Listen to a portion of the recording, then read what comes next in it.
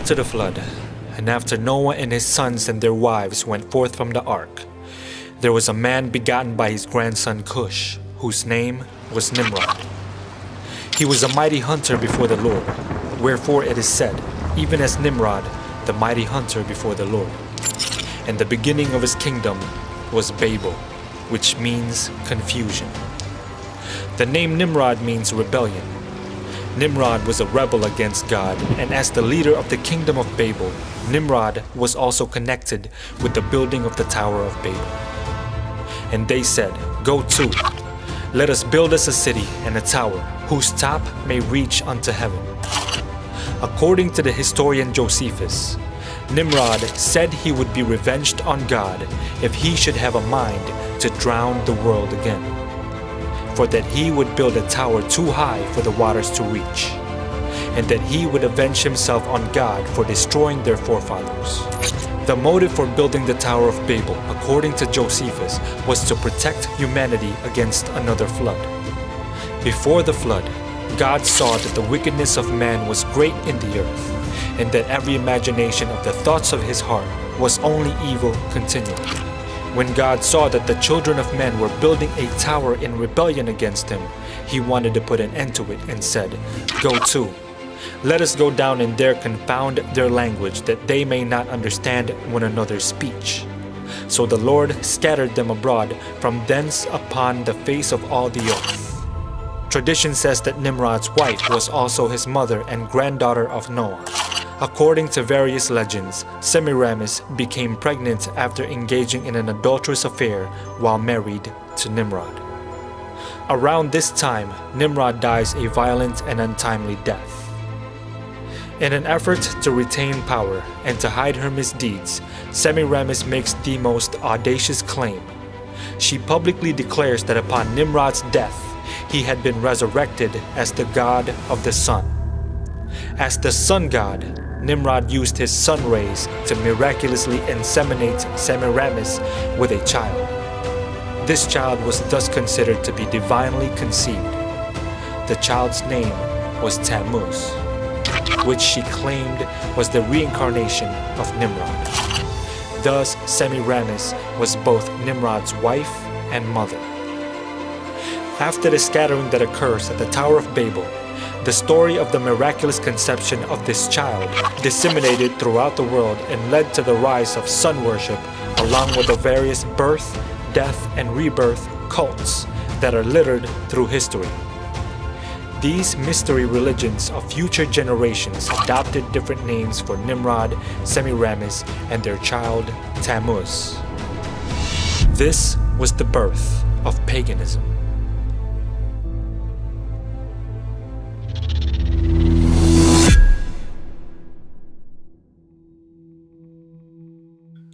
The Egyptian Book of the Dead.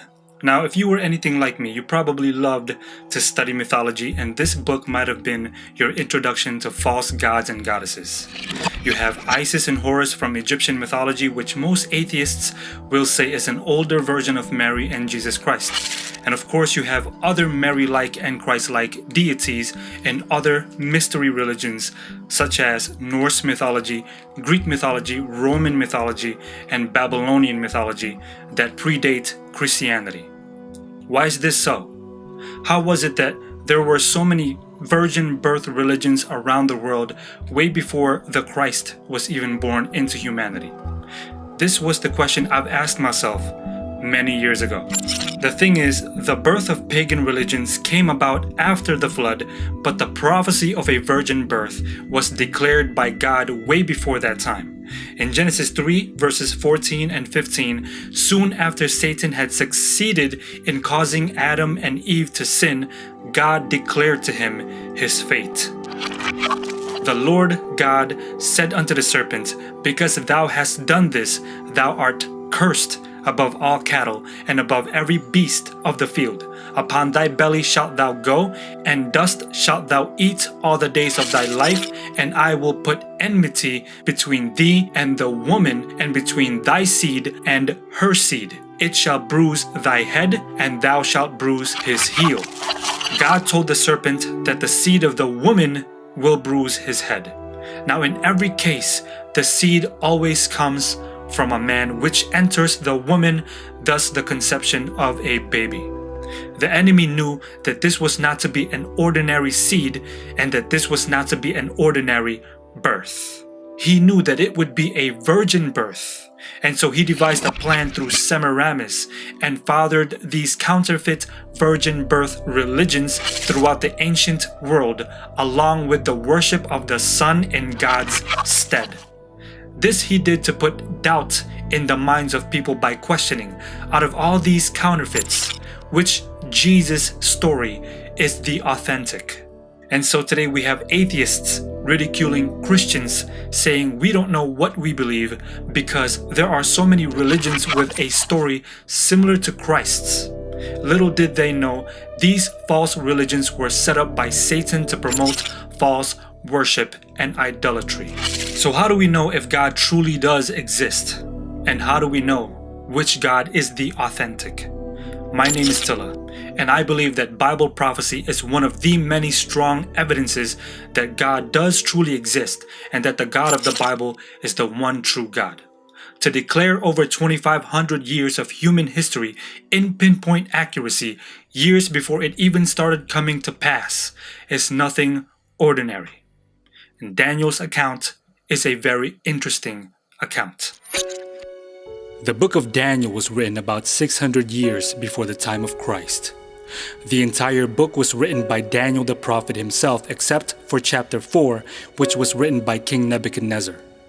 The name Daniel comes from a juxtaposition of two words, Elohim, meaning God, and Dan, meaning judge.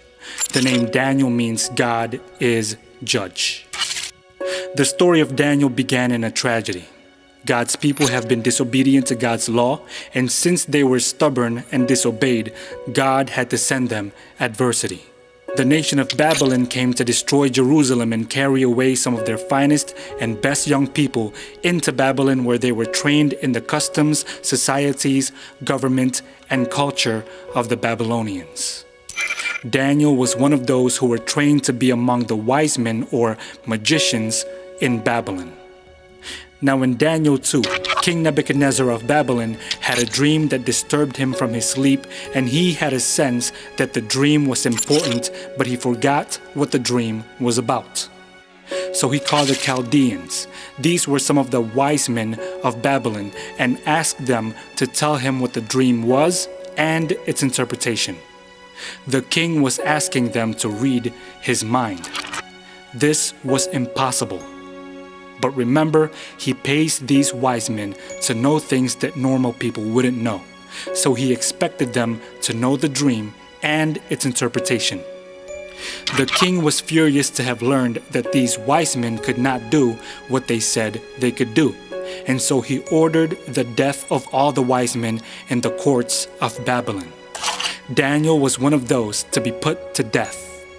When it came time for Daniel to be killed, he asked why the decree was so urgent. One of the king's guards, Arioch, made it known to Daniel the reason why. And so Daniel petitioned for time so that he and his Israelite friends could pray about the dream. In verse 19 of Daniel 2, the Bible says that God gave Daniel the dream in a night vision. So Daniel boldly met with the king to tell him what the dream was, and that most importantly, there is a God in heaven who reveals secrets and alone can interpret the dream. And the dream was this. King Nebuchadnezzar saw a giant statue with the head of gold, chest and arms of silver, belly and thighs of bronze, legs of iron, and feet and toes, partly of iron and partly of potter's clay. Then a stone was cut out without hands and struck the statue on its feet and crushed the whole statue completely. And then that stone became a great mountain that filled the whole earth.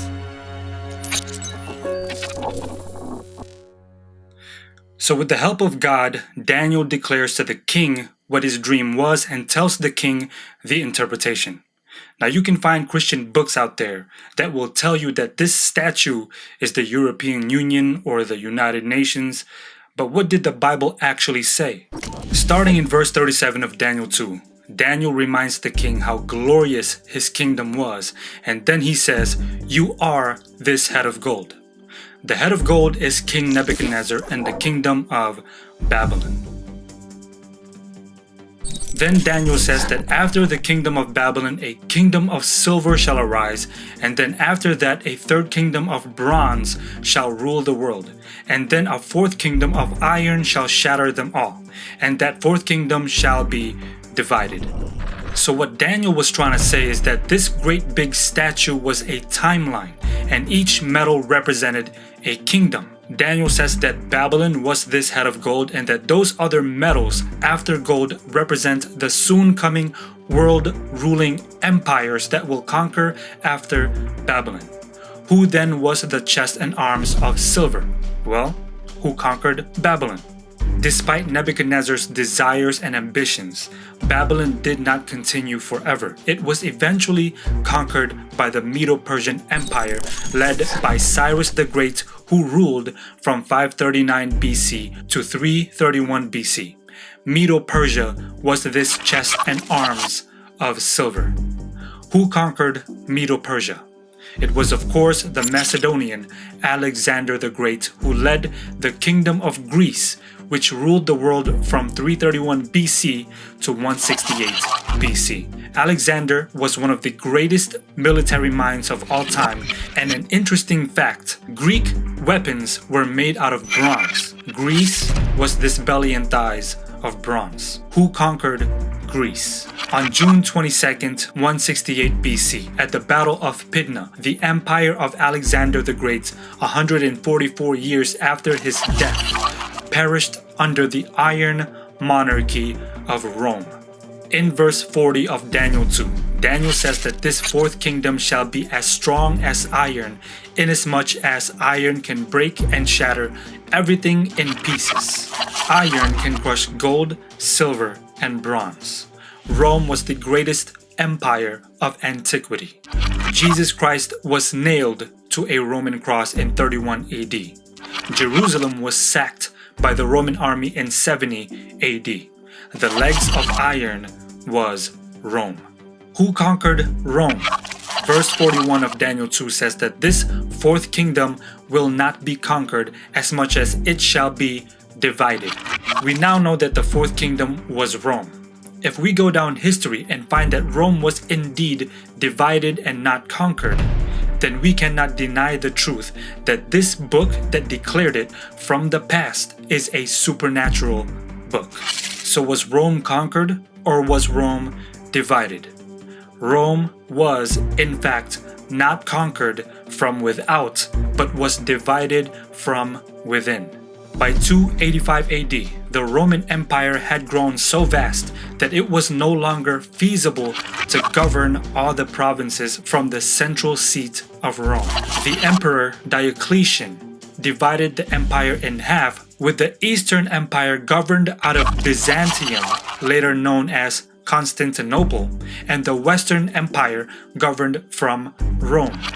Not only was Rome divided in half, but from 351 AD to 476 AD, Rome was picked apart and divided even more by 10 barbarian tribes, which became 10 countries in Europe.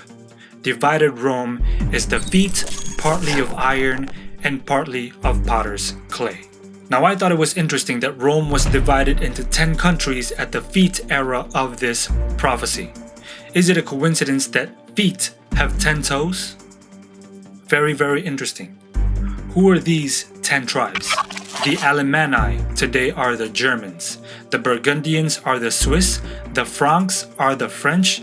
The Lombards are now the Italians. The Saxons became the English. The Suevi today are the Portuguese. The Visigoths are now the Spanish. The Heruli, the Ostrogoths, and the Vandals are now extinct, which was later prophesied by Daniel in chapter 7.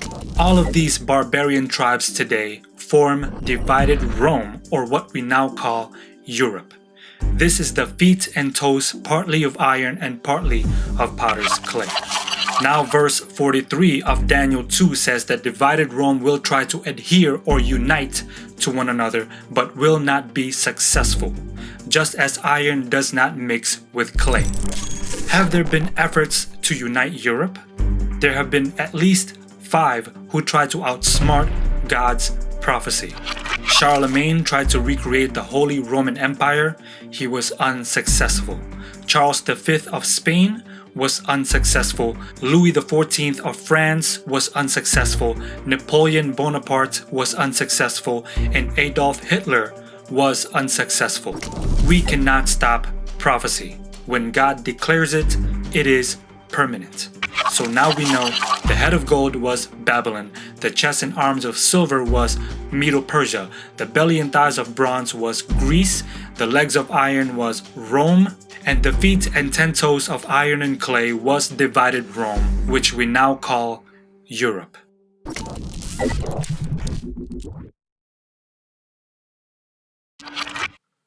Recording.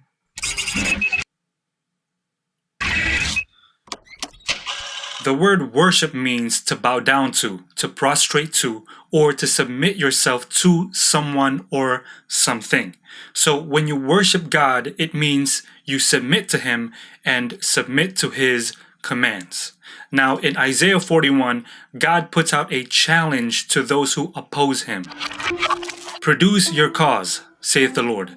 Bring forth your strong reasons, saith the King of Jacob. Let them bring forth and show us what shall happen. Let them show the former things, what they be, that we may consider them and know the latter end of them, or declare us things for to come. Show the things that are to come hereafter, that we may know that ye are gods. You see, oftentimes, non-believers and sometimes even Christians alike unknowingly worship themselves by submitting to their own will and their own commands instead of the commandments of God. The one true God says, "Prove to us you truly are God. Declare the future from here on after." God says in Isaiah 42, "I am the Lord. That is my name, and my glory will I not give to another, neither my praise to graven images. Behold, the former things are come to pass, and new things do I declare. Before they spring forth, I tell you of them." So only God alone can declare the future from the beginning. In John 13 and 14, Jesus was talking with His disciples about things that must take place concerning the future. Then He says, "And now I have told you before it come to pass, that when it is come to pass, ye might believe." So God gives us Bible prophecy to let us know that He truly is God, and so that when prophecy do come to pass, we may believe. There is nothing more important to God than to save our souls, and He warns us of future events because He loves us. So now we know what the statue of Daniel 2 represents, and that each metal in the statue represents different kingdoms or different political powers. We also know that the feet of iron and potter's clay represent divided Rome, which we now call Europe. There is a secondary application to this iron and potter's clay. Now the iron represents Rome, which was a pagan kingdom, but what about the potter's clay? What is clay a representation of in the Bible? What does clay remind you of? Think of the beginning. In the beginning, we know that man was made out of clay. But what does clay represent in Bible prophecy?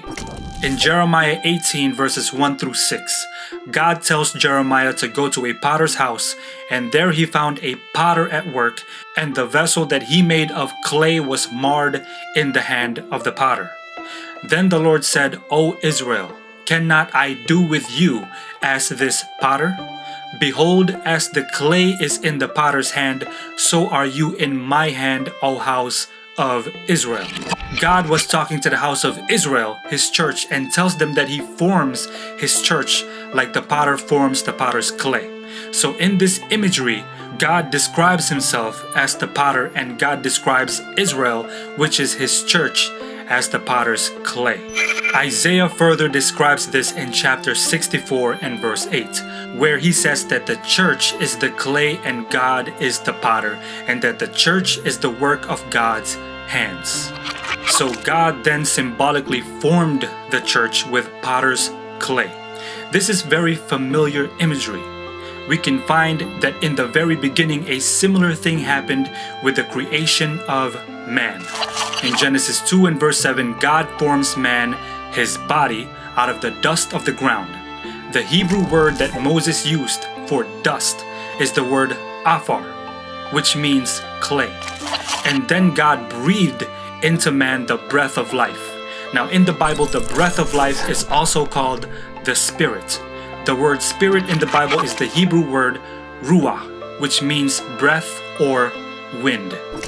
So we have God forming man's body out of clay, and he breathes in him the breath of life or spirit or wind. In Colossians 1 verse 18, we learn that Christ is the head of the church, and the church itself was called the body. And remember, God said that he forms the body of his church out of potter's clay. In Acts 2, at the day of Pentecost, there came a sound from heaven as of a rushing mighty wind and filled the church with the Holy Spirit. God breathed into the church the Holy Spirit. So, in the beginning, we have God forming man's body out of clay, and then he breathes in him the Spirit or the breath of life or the wind, which gave Adam life.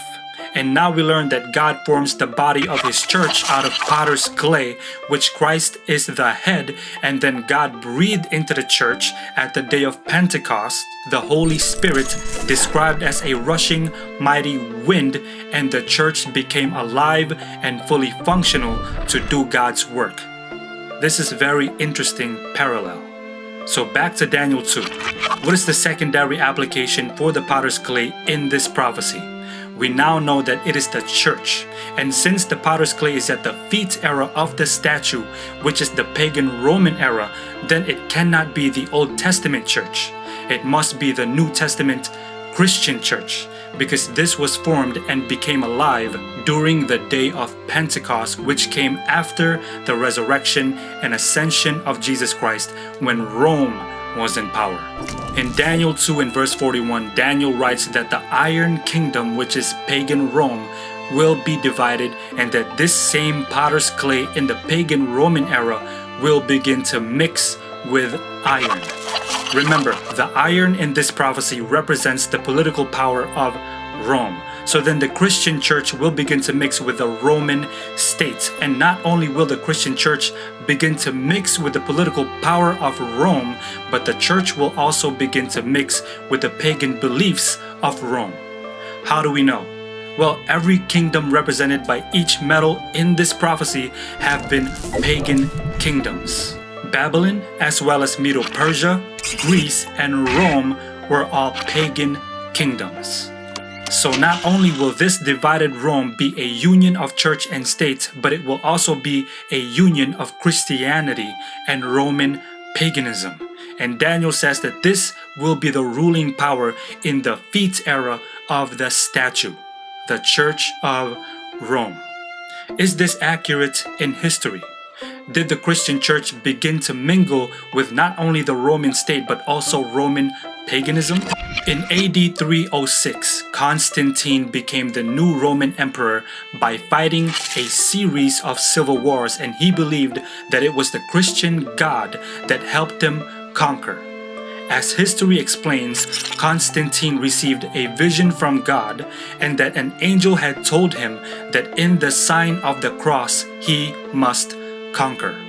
Now, we don't know if his conversion was genuine, but Constantine became a supposed believer of the Christian God. During Constantine's reign, Christians went from being a persecuted sect to openly holding positions of influence in the courts and palaces of kings and governors. So if you wanted to advance in the army or imperial civil service, holding a position of power, becoming a Christian will take you on the right path to do so, because all the people at the top are now Christians. Constantine had made Christianity the religion of the state. And so by that time, Christianity had begun intermingling with the state of Rome. And so as people in the Roman Empire converted to Christianity, they brought along with them their former pagan beliefs and practices, and Christianity became intermingled with Roman paganism. There were even pagan statues renamed after biblical characters. The statue of Jupiter was renamed Peter. The statue of Hermes is shown as Christ the Good Shepherd. The statue of the Madonna and Child was retitled the Virgin Mary and Baby Jesus. Christianity had even adopted the pagan worship of the sun on the day of the sun, or Sunday, instead of the Bible Sabbath.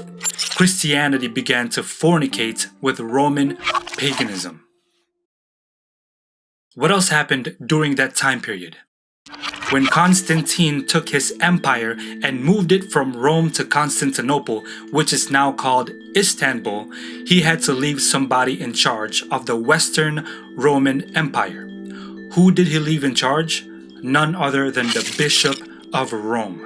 And so not only did the Bishop of Rome gain charge over the Western Roman Empire, but in 538 AD, the Eastern Roman Emperor Justinian gave a decree acknowledging the Bishop of Rome as the head of all churches. In the same year, the Roman Church state was given political, civil, as well as ecclesiastical power. The Church of Rome, or Papal Rome, which we now call the papacy, became the power in Rome. The civil power, the political power, and the religious power. And so after the fall of Rome, it continued in its divided state, and it also continued as a union of church and state. So now we see the three prophetic applications of the feast era prophesied by Daniel 2. Not only was Rome divided in half with two empires, but it was also picked apart by 10 tribes and divided into 10 kingdoms, or 10 countries. They tried intermingling to reunite divided Rome, but they were unsuccessful. They also tried mixing church and state and Christianity and paganism, but we all know that when you mix lies with the truth, it falls apart. It is truly amazing how pinpoint accurate Bible prophecy is. This must be the work of God. 2,500 years of human history declared by God 600 years before the time of Christ. We are now at the feet of this Babylonian statue. There is nothing else left after the feet except Daniel 2 and verses 44 and 45 says that in the days of these kings, God will destroy and consume these kingdoms and set up his own kingdom. And this will be a kingdom that will stand for eternity. And so, God continued to give Daniel visions.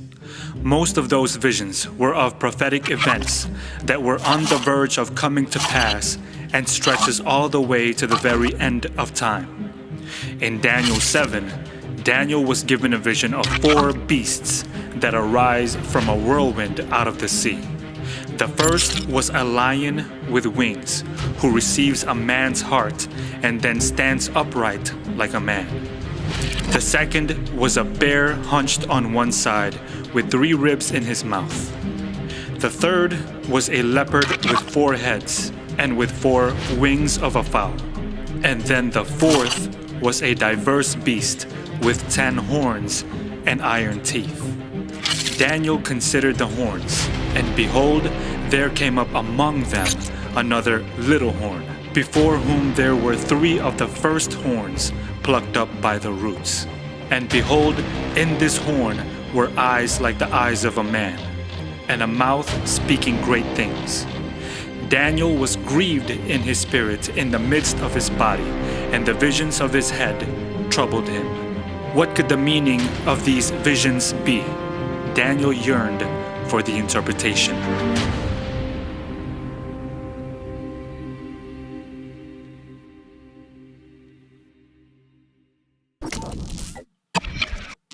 And when I first started reading the Bible, I started digging into Bible prophecy first.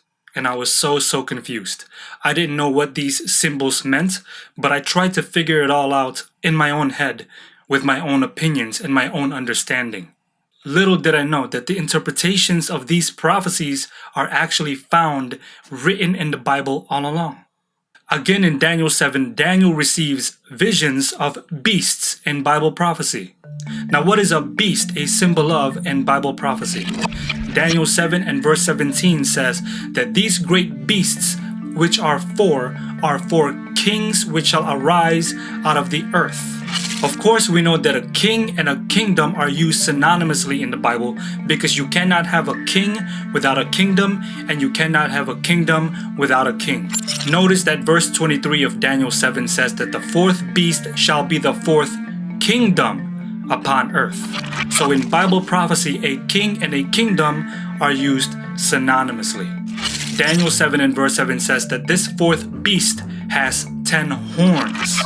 Now, what do the horns on this fourth beast represent? Verse 24 of Daniel 7 says that the 10 horns out of this kingdom are 10 kings that shall arise. So then out of this fourth kingdom, 10 more kings or kingdoms shall arise. And again, we have a prophecy about kingdoms. In the Daniel 2 prophecy, we have 4 metals that represent 4 different kingdoms. The head of gold was Babylon, the chest and arms of silver was Medo-Persia, the belly and thighs of bronze was Greece, the legs of iron was Rome. Rome then was divided into 10 tribal kingdoms in the feet era made of iron and clay. And 3 of those 10 tribal kingdoms are now extinct. So keep that in mind. The fourth kingdom, Rome, was divided into 10 tribal kingdoms. 3 of those tribal kingdoms are now extinct. In Daniel 7, we have a somewhat similar prophecy. We have 4 beasts representing 4 kingdoms, and out of the fourth kingdom, 10 more kings or kingdoms will arise, represented by horns. And guess what happens to 3 of those 10 horns? Daniel says in chapter 7 and verse 8, I considered the horns, and behold, there came up among them another little horn, before whom there were 3 of the first horns plucked up by the roots. So right when this little horn was coming up, 3 of the first 10 horns were plucked up by the roots. Funny, because 3 of the 10 tribal kingdoms that divided Rome in Daniel 2 are now extinct. They were uprooted. It seems as if the statue prophecy of Daniel 2 and this beast prophecy of Daniel 7 are lining up perfectly. So, Daniel says that the first beast was a lion with wings. In the time that Daniel received this vision, Babylon was still the dominant kingdom of the world. Babylon had all kinds of winged lion statues in their kingdom, so Daniel probably saw these statues every day when he was in Babylon. So we can say that the first beast, the lion with wings, might be Babylon. But that's a little bit too easy. What does scripture actually say? After Solomon, Israel began to rebel against God, and so what God did is he raised up a few prophets to warn them of the coming judgment. If they don't repent and turn back to God, another nation will come to destroy them and conquer them and take away their people. God, through Jeremiah in chapter 4, specifically says this, I will bring evil from the north and a great destruction. The lion is come up from his thicket, and the destroyer of the Gentiles is on his way. He is gone forth from his place to make thy land desolate, and thy cities shall be laid waste without an inhabitant. God was talking about Babylon coming to conquer Israel and taking their people and marching them out of Israel and into Babylon. God describes Babylon, or the Babylonian king Nebuchadnezzar, as a lion. In Habakkuk 1 and verse 6, God describes this same scenario and says, I will raise up the Chaldeans, that bitter and hasty nation, talking about Babylon again, which shall march through the breadth of the land to possess the dwelling places that are not theirs. And verse 8 even mentions that they shall fly as the eagles that hasteth to eat. God was describing the nation of Chaldea, which are also the Babylonians. Two of the beasts that God uses to describe Babylon was a lion and an eagle. In Daniel 7 and verse 4, Daniel says about the first beast, the first was like a lion and had eagle's wings. I beheld till the wings thereof were plucked up, and it was lifted up from the earth and made stand upon the feet as a man, and a man's heart was given to it. So that last half of the verse says that the beast was made to stand upright like a man, and a man's heart was given to it. This reminds me of another event that happened in the Bible. A couple chapters before Daniel 7 is Daniel 4. And something happens to King Nebuchadnezzar. He dreams a dream, and in this dream he saw a big tree, and all the beasts of the field and the birds of the sky gravitated towards this tree. We have reason to believe that this tree was not an ordinary tree and that it represented a man, because verses 14 to 16 of Daniel 4 says that this tree was cut down, and then it says, "Let his heart be changed from a man's, and let a beast's heart be given unto him, and let 7 times pass over him." This tree represents a man, and Daniel once again had to explain this dream to King Nebuchadnezzar. In Daniel 4 verses 20 to 22, Daniel describes the tree from the king's dream and says, "It is thou, O king." Daniel says that this big tree is King Nebuchadnezzar himself, and we know that King Nebuchadnezzar represents the kingdom of Babylon. Daniel 4 and verse 16 says that the king's heart will be changed from a man's, and let a beast's heart be given unto him, and let 7 times or 7 years pass over him. Verse 25 says about the king, "Thy dwelling shall be with the beasts of the field, and they shall make thee to eat grass as oxen, and they shall wet thee with the dew of heaven, and 7 times shall pass over thee, till thou know that the Most High ruleth in the kingdom of men, and giveth it to whomever he will." If you read the whole chapter, you will find that this thing happened to King Nebuchadnezzar because he claimed that he himself built his kingdom and did not give credit to God. So then the king was given the heart of a beast, and then he started crawling around and acting like a beast. Daniel 4 and verse 34, King Nebuchadnezzar writes, "And at the end of the days, I, Nebuchadnezzar, lifted up mine eyes unto heaven, and mine understanding returned unto me. And I blessed the Most High, and I praised and honored him that liveth forever, whose dominion is an everlasting dominion, and his kingdom is from generation to generation." And so, because King Nebuchadnezzar's heart was changed and he was given the heart of a beast, he started crawling around and acting like a beast. After 7 years, King Nebuchadnezzar said that his understanding came back to him, and he started thinking and acting like a man again. Of course, he most likely regained his manly heart and also began to stand upright once again. So now, remember in the book of Jeremiah and in the book of Habakkuk, God describes Babylon as a beast. He describes Babylon as a lion and also describes Babylon as an eagle. Go back to Daniel 7. What does it say about the first beast? Again, Daniel 7 and verse 4. The first beast was like a lion and had eagle's wings. I beheld till the wings thereof were plucked up, and it was lifted up from the earth, and made stand upon the feet as a man, and a man's heart was given to it.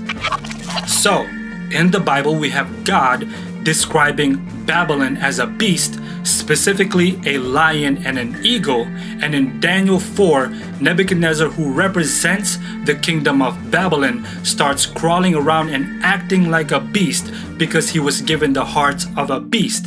And then after 7 years had passed, he stands upright like a man, meaning his heart then was changed back into a man's heart.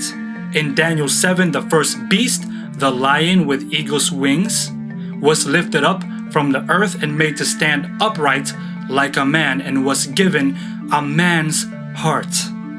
Very, very interesting. So according to the Bible, This first beast of Daniel 7, the lion with eagle's wings, is none other than the kingdom of Babylon. So again, we have a starting point. The evidence is there. This prophecy of Daniel 7 is the same prophecy of Daniel 2, only this time God uses beasts, and we are going to see that He's going to give us more details when it comes to the fourth kingdom. So let's do a little bit of a recap. In Daniel 2, the head of gold was Babylon. The chest and arms of silver was Medo-Persia. The belly and thighs of bronze was Greece. The legs of iron was Rome. The feet and 10 toes of iron and clay was Rome, divided in two and then further divided by 10 tribes, 3 of which are now extinct. In Daniel 7, we again have 4 kingdoms. The lion and eagle's wings was Babylon. If the lion with eagle's wings was Babylon, who then was the bear? None other than Medo-Persia. The leopard with 4 heads and 4 wings comes after the bear. So then it would be Greece. And then that diverse beast that comes after the leopard must be Rome. Then verse 20 says that out of the 4th kingdom, out of this 4th beast, which was Rome, arose 10 horns, 3 of which were uprooted by the little horn. Very, very interesting. The question now is, who is this little horn? Fortunately for us, the Bible in Daniel 7 gives us descriptions of this little horn's characteristics. All we have to do is study those characteristics and compare them with the influential powers of the world, and we will know by process of elimination who this little horn entity is. But before we do all that, we must first define a few symbols. What is a beast a symbol of in Bible prophecy? Daniel 7 and verse 17, talking about these prophetic beasts, says that these great beasts, which are 4 kings which shall arise out of the earth. Again, we know that king and kingdom are used synonymously in Bible prophecy, because you cannot have a king without a kingdom, nor can you have a kingdom without a king. Daniel 7 and verse 23, again talking about the prophetic beasts, says the 4th beast shall be the 4th kingdom upon earth. So a beast in Bible prophecy is a symbol for a political power, a kingdom, a nation, or a superpower. What is a horn a symbol of in Bible prophecy? Daniel 7 and verse 24, and the 10 horns out of this kingdom are 10 kings that shall arise. Again, a horn in Bible prophecy is a symbol for a king or a kingdom. Habakkuk 3 verses 3 and 4, talking about God. His brightness was as the light. He had horns coming out of his hand, and there was the hiding of his power. So a horn in Bible prophecy is a symbol for a king or a kingdom or power. What is the Bible definition of blasphemy? In John 10, Jesus walked in the temple in Solomon's porch. Then came the Jews round about him, and said unto him, How long dost thou make us to doubt? If thou be the Christ, tell us plainly. Then Jesus says, I and my Father are one. Then the Jews took up stones again to stone him. Jesus answered them, Many good works have I showed you from my Father. For which of those works do ye stone me? The Jews answered him, saying, For a good work we stone thee not, but for blasphemy, and because that thou being a man makest thyself God. So blasphemy definition number 1 is when a man claims to be God on earth. In Mark 2, Jesus meets a man who was sick with the palsy, and Jesus says to the man in verse 5, Son, thy sins be forgiven thee. In verses 6 and 7, there were certain of the scribes sitting there and reasoning in their hearts, Why doth this man thus speak blasphemies? Who can forgive sins but God only? So, blasphemy definition number 2 is when a man claims to have the power to forgive sin. So the two Bible definitions of blasphemy is when a man claims to be God on earth and when a man claims to have the power to forgive sin. But for Jesus Christ, this is not a problem because he himself is God. Daniel 7 says about the little horn that he will reign for a time and times and the dividing of time. A time in the Bible is a year. Times, that's 2 years, and the dividing of time is half a year. So that's 3.5 years that the little horn will reign. 3.5 years is 42 months, and in the Hebrew calendar, there are only 30 days per month. So 42 months, 30 days each month is 1260 days. But what is a day a symbol of in Bible prophecy? In Ezekiel 4, God makes a prophecy. He says to Ezekiel, "Lie thou also upon thy left side, and lay the iniquity of the house of Israel upon it. According to the number of days that thou shalt lie upon it, thou shalt bear their iniquity. For I have laid upon thee the years of their iniquity, according to the number of days, 390 days. So shalt thou bear the iniquity of the house of Israel. And when thou hast accomplished them, lie again on thy right side, and thou shalt bear the iniquity of the house of Judah 40 days. I have appointed thee each day for a year." So God says that in prophecy, each day equals to a year. In Numbers 14 and verse 34, "After the number of the days in which ye search the land, even 40 days, each day for a year, shall ye bear your iniquities, even 40 years, and ye shall know my breach of promise." So again, God makes a prophecy. He says, you guys will search the land for 40 days. The only thing is that they did not search the land 40 days. They were there for 40 years. God appointed each day for a year. A day in prophecy equals a literal year. In Luke 13, Jesus used the same principle. Verses 31 and 32 says, "The same day there came certain of the Pharisees, saying unto him, Get thee out and depart hence, for Herod will kill thee. And he said unto them, Go ye and tell that fox, Behold, I cast out devils, and I do cures today and tomorrow, and the third day I shall be perfected." See, this was at the beginning of Jesus' ministry. He said he will cast out devils and cure people for 3 more days, and then he will be perfected on the third day. The only thing is, he did not cast out devils and cure people 3 more days. He did it for 3 more years, and then at the end, he was on the cross saying, "It is finished. It is complete. It is perfected." So a day in Bible prophecy equals to a year, literally. So times, and a dividing of time would be 3.5 years, or 42 months, or 1260 days in prophecy, which means 1260 literal years. So now that we know the keys and the definition of these prophetic symbols, let's now identify who the little horn is by its characteristics. Daniel 7 and verse 8. "I considered the horns, the 10 horns, and behold, there came up among them another little horn." What is a horn a symbol of in Bible prophecy? A kingdom. And verse 8 says that this will be a little horn, meaning it'll be a little kingdom. So characteristic number 1, it will be a little kingdom. Verse 8 also says that it will come from amongst the 10 horns of divided Rome, which today is called Europe. So characteristic number 2, this little kingdom will come up amongst the 10 other tribal kingdoms in divided Rome or Europe.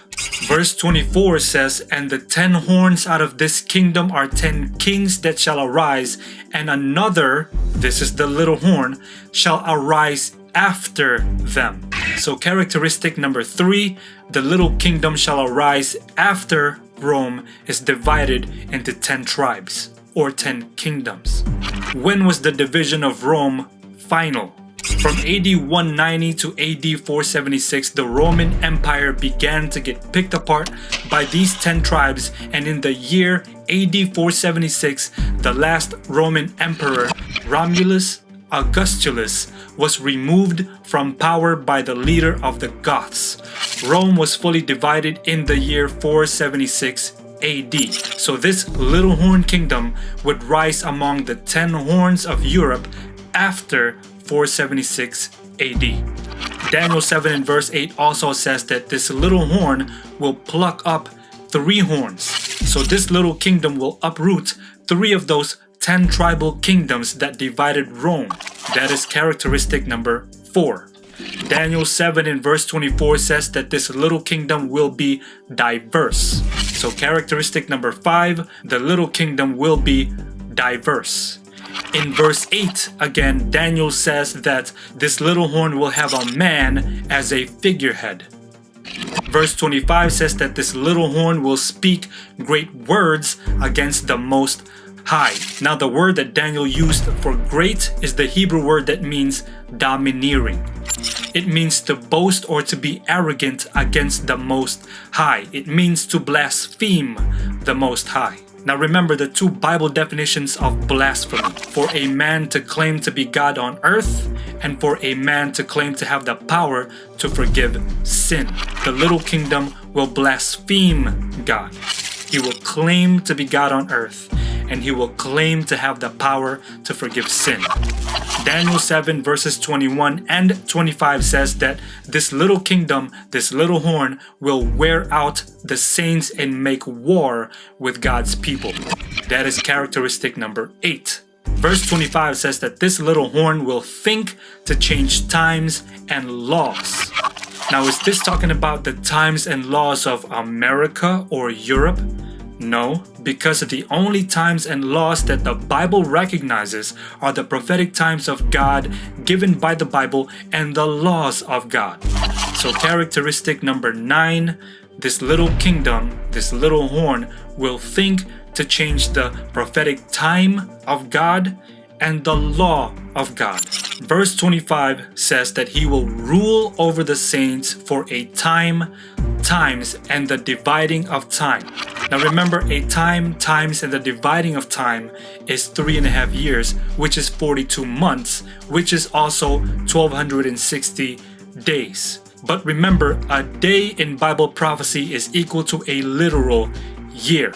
So this little kingdom, this little horn, will reign for 1260 years. So again, here are the 10 characteristics of this little horn.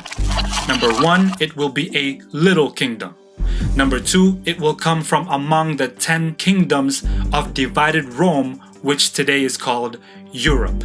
Number 3, it has to come up after Rome was divided, which is after AD 476. Number 4, it will uproot 3 of those 10 tribal kingdoms that divided Rome. Number 5, it will be a diverse kingdom. It will be a very different kingdom than the kingdoms in the past. Number 6, it will have a man as a figurehead. Number 7, it will speak blasphemy against God. That means he will claim to be God on earth, and he will claim to have the power to forgive sin. Number 8, he will wear out the saints and make war with God's people. Number 9, he will think to change the prophetic times and the laws of God. And number 10, he will reign for 1260 years. So, who could this little horn be? Who could this Antichrist power be? Now, I know that this is a very sensitive subject, and I am not here to bash anybody or any entity or anybody who belongs to this entity. I am only here to give Bible truth and nothing else. Remember, God loves us, and he gives us these Bible prophecies to warn us.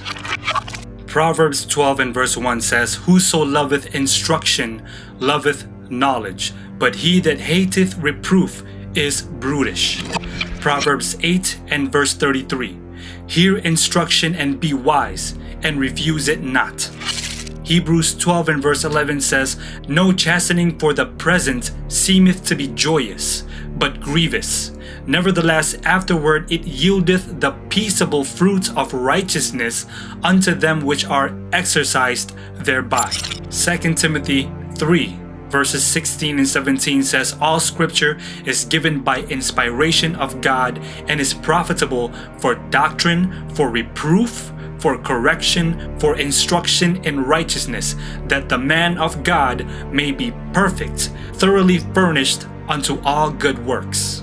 God sends Bible truth to warn us because He loves us. He wants to correct us, not to embarrass us, but to direct us to the path of righteousness, that we may be perfect, thoroughly furnished unto all good works. So then, who is the little horn? It is none other than the papacy. Let's apply the papacy through the 10 characteristics given by Daniel 7. Number 1. Is the papacy a small kingdom? The Vatican is one of the smallest kingdoms in the world. Number 2. Did it come up among divided Rome? The Vatican came up among divided Rome or Europe. It was established in Rome, Italy. Number 3. Was it established after AD 476? The History of the Christian Church, Volume 3, page 327. The Roman Church state power became supreme in Christendom in 538 AD due to a letter of the Roman Emperor Justinian known as Justinian's Decree, which set up and acknowledged the Bishop of Rome as the head of all churches. It gave the Roman Church state political power, civil power, as well as ecclesiastical power. This letter became part of Justinian's code, the fundamental law of the empire, and that year, Pope Vigilius ascended the throne under the military protection of Belisarius. The Vatican established its power and its authority in AD 538, which was shortly after year AD 476. Did the papacy pluck up 3 of those 10 tribes that divided Rome? The Vandals, the Heruli, and the Ostrogoths were 3 of the 10 tribes that divided Rome. They denied the teachings of the Church of Rome, and so what the Bishop of Rome did is he called upon Justinian to get rid of those 3 tribes. And sure enough, the Vandals, the Heruli, and the Ostrogoths are now extinct. No modern day descendants whatsoever. Number 5. Is it a diverse kingdom? The answer is yes. This kingdom is a union of church and state. France was a kingdom. England was a kingdom. Germany was a kingdom. But the Vatican is a church as well as a kingdom. It is a diverse kingdom. Number 6. Does it have a man at its head? It is the Pope. The Pope is the papacy's figurehead. Number 7. Does it speak blasphemy? Now remember the 2 Bible definitions of blasphemy. Definition number 1 is for a man to claim to be God on earth, and definition number 2 is for a man to claim to have the power to forgive sin. Does the papacy claim to be God on earth? The Archbishop of Venice, prior to becoming Pope Pius X, says, "The Bishop of Rome is not only the representative of Jesus Christ, but he is Jesus Christ himself, hidden under the veil of flesh." Does the Bishop of Rome speak? It is Jesus Christ who speaks. The head of this entity claims to be God on earth. It even claims to rule for God on earth. The great encyclical letters to Leo XIII, page 304. "We hold upon this earth the place of God Almighty." This entity, the papacy, claims to have the authority of God. This is blasphemy. Does it claim to have the power to forgive sin? Dignity and duties of the priest, page 34. Were the Redeemer, Jesus Christ, to descend into a church and sit in a confessional to administer the sacrament of penance, and a priest to sit in a confessional, Jesus would say over each penitent, ego te absolvo, which is Latin for I forgive you, and the priest would likewise say over each of his penitents, ego te absolvo, and the penitents of each would be equally absolved. That means they are claiming that if Jesus forgives me of my sins and a Catholic priest forgives you of your sins, we are both equally forgiven. They are claiming the power to forgive sin. That is blasphemy. Characteristic number 8. Did it make war with God's people, the saints? The Roman Church state has shed more Christian blood than any other entity that has ever existed on earth via the Inquisition. Over 100 million Christians were killed by the papacy during a period called the Dark Ages. The reason why they called it the Dark Ages was because the Bible was illegal. If the papacy caught you with a Bible in your hands back in those days, you are immediately taken in for heresy and then tortured and eventually killed. Characteristic number 9. Did the papacy think or intend to change the very prophetic times and the laws of God? Now, the papacy didn't really change prophetic times and the law of God. No one can change prophecy and no one can change the law of God. The papacy thought they could, and they intended to change the prophetic times and the laws of God. Now, there are 3 general views of Bible prophecy interpretation. So far, we have seen prophecy unfold in parallel to historic events, meaning prophetic time frame is laid out and history fulfills those prophecies. Prophecy said that there would be Babylon, and there was Babylon. Then Babylon would be conquered by Medo-Persia, and Medo-Persia would be conquered by Greece. Greece would then be conquered by Rome, and Rome would be divided. Now, we have taken the time to study intricately the meaning of these symbols given in Bible prophecy and have found out that these prophecies line up perfectly with history. This is called the historicist view of Bible prophecy interpretation, and I believe it is the true view of prophecy.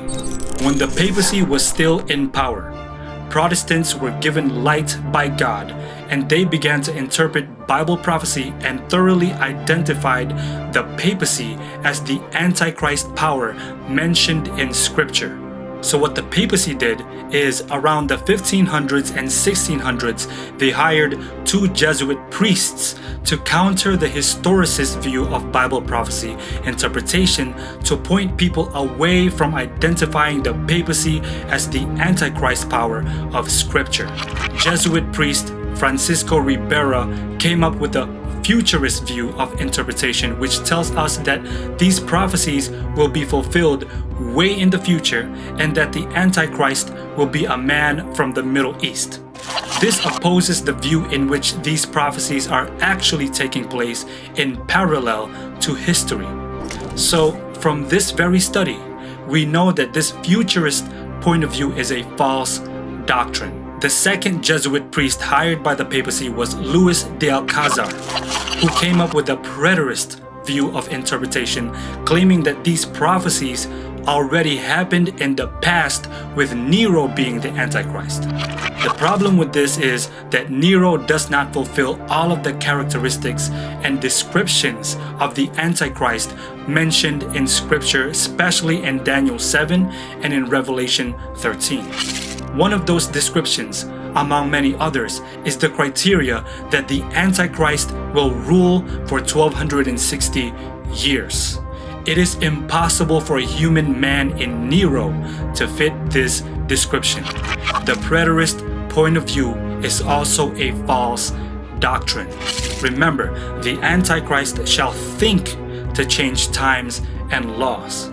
It doesn't actually change the times and laws. These 2 views of Bible prophecy interpretation is an attempt to change the prophetic times of God. What about the law of God? Did the papacy think to change the law of God? Lucius Ferraris, Prompta Bibliotheca, article Papa 2, volume 6, page 29. The Bishop of Rome is of so great authority and power that he can modify, explain, or interpret even divine laws. The Bishop of Rome can modify divine laws since his power is not of man but of God, and he acts as vicegerent or representative of God upon earth. In other words, we can change the law of God. The interesting thing about all this is the only law of God that is also a time is the Sabbath. And the papacy thought that it could change that law from Sabbath, which is Saturday, to Sunday. We will talk more about that later on. It is very, very important. So characteristic number 9, did the papacy think to change the times and laws of God? Yes, it did. Characteristic number 10. Did it rule for 1260 years? Remember, the papacy officially gained its power, seat, and authority from Rome in the year 538 AD. In 538 AD, after those 3 tribes were plucked up, Justinian issued a decree stating that the Bishop of Rome is now boss. No wonder why this power thought it could change prophetic times and even the laws of God. It became power hungry and started persecuting Christians who didn't want to do what the church wanted them to do. And this is what happens when church and state unites. It was a union of church and state that persecuted and killed Jesus Christ. And it was also a union of church and state that persecuted and killed the followers of Christ. So in AD 538, the papacy became the boss. And at the year 1798, Napoleon Bonaparte became sick and tired of taking orders from the papacy, and he sent one of his top generals named Berthier to arrest the Pope, then claimed Rome. He took the power away from the papacy. Of course, the Roman Church state would rise again later on, and its wound would heal. That was prophesied by John in the book of Revelation. So again, prophecy says that this kingdom will rule for 1260 years. Let's do the math. 538 AD to 1798 AD. That equals to 1260 years. All 10 descriptions or characteristics of Daniel 7's little horn fit only one entity in this world, and that would be the papacy. And now we make it to a crucial part of biblical time prophecy, a crucial part of history. The little horn has now been identified as the papacy. It seems that with the succession of these prophetic visions, God unveils more and more in detail each time prophetic vision is presented. This brings us to the island of Patmos. This brings us to John and a revelation.